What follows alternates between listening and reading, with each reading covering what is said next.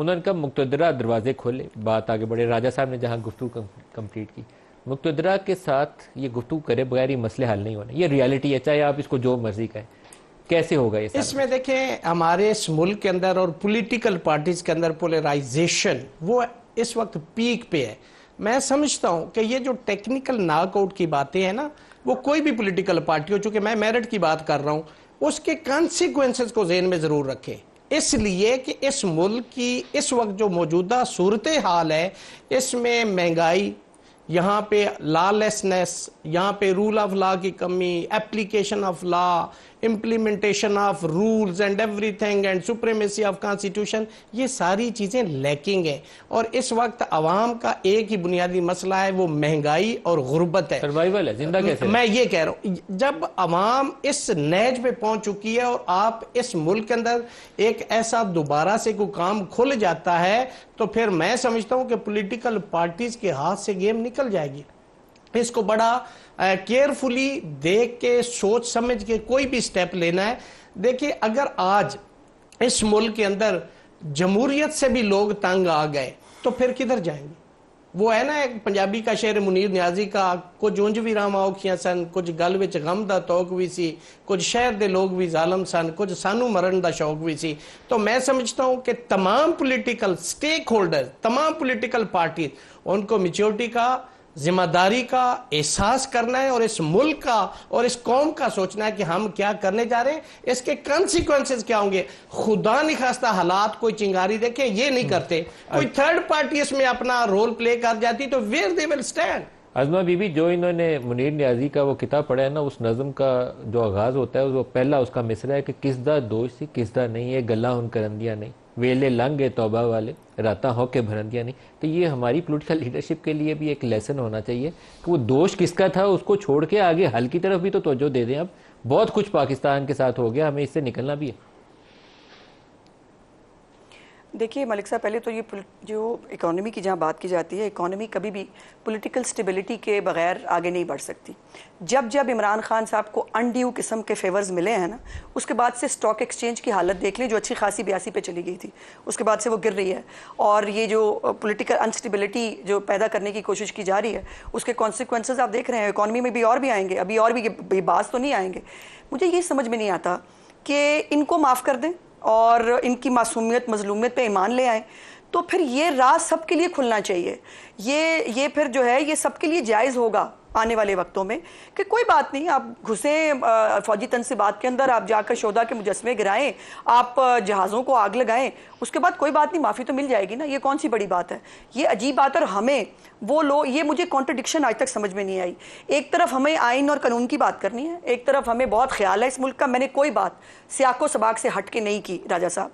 और ये जो ऑडियोज़ जो आप कह रहे हैं ना, आपने नहीं सुनी हुई, यही ऑडियोज़ जो है ये मैच कराने के लिए यास्मीन राशिद साहिबा के कोर्ट में जाया गया और रिमांड लेने की जो बात की गई, कोर्ट में रिमांड की स्टेज के ऊपर मोहतरमा का केस ही डिस्चार्ज कर दिया गया, सिवाय इसके कि उनको वॉइस मैच की जो है वो इजाज़त दी जाती। एक तो ये मामला है। दूसरी बात यह है, इमरान खान साहब के लिए भी आज जो वो तफ्तीश में उनको कहा कि वो शामिल हों, वो किसी तफ्तीश में शामिल नहीं होते। उनके एटीट्यूड का, उनकी बदतमीज़ी का आलम यह है कि वो किसी को कुछ समझते ही नहीं है। और आज भी उनके 3 टेस्ट होने थे, पॉलीग्राफिक टेस्ट समेत, उन्होंने कोई भी टेस्ट कराने से इनकार कर दिया। ये तो आलम है।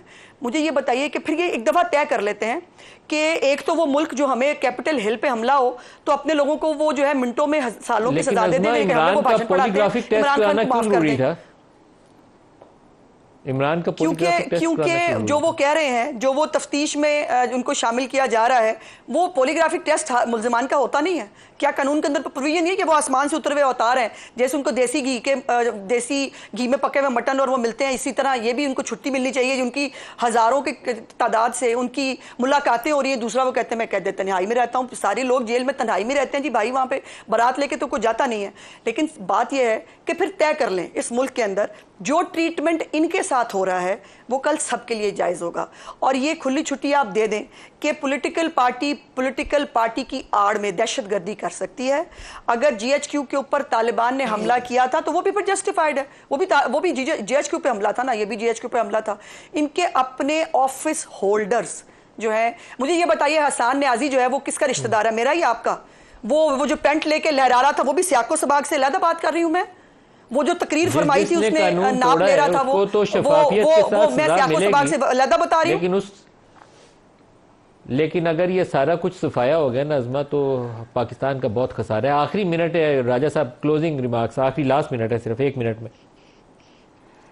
देखिए, इसमें जो बात हम करना चाह रहे हैं उसी की तरफ हमें बढ़ना चाहिए। हमें मरहम रखने की ज़रूरत है, पाकिस्तान के जो ज़ख्म हैं उन पे मरहम रखने की ज़रूरत है। जिस तरह की गुफ्तगू मैं सुन रहा हूँ ये बहुत ही अफसोसनाक है। पॉलीग्राफिक टेस्ट क्यों नहीं कराया? मैं मौजूद था, उनके वकील साहब मौजूद नहीं थे जो ट्रायल कंडक्ट कर रहे हैं, वो ज़ियारात पे गए हुए, उन्होंने कहा अगले हफ्ते आ जाना, हम करा लेंगे। इसमें ये एक रंग देना कि वो अनोखे हैं और वो तफ्तीश में शामिल नहीं होते। 14 माह से तो वो जेल में है, हर चीज़ में, हर ट्रायल में वो शामिल है, लेकिन हम इन चीज़ों को छोड़ देते हैं। फिर हम मुंशी मकसूद की बात करेंगे, 15 अरब रुपए कहाँ गए, किस तरह लोगों की रिहाइयाँ हुई, सुप्रीम कोर्ट पे हमले से हम बात शुरू कर दें। इन चीज़ों को अब आप छोड़ दीजिए, माजी का हिस्सा बनाइए, यहाँ कोई दूध में धुला हुआ नहीं है। अगर आप इस तरह की जुजियात को कुरेदना शुरू करेंगे तो फिर हम कुरेदते ही रहेंगे। हमें आगे बढ़ना है, हमें इस मुल्क को संभालना है, इस मुल्क की जो सियासी हकीकत है उसको समझना है, जो माशी बहरान है उसको समझना है। मैं समझता हूं हम एक रोल अदा कर सकते हैं अगर हमने इस वक्त एक सियासी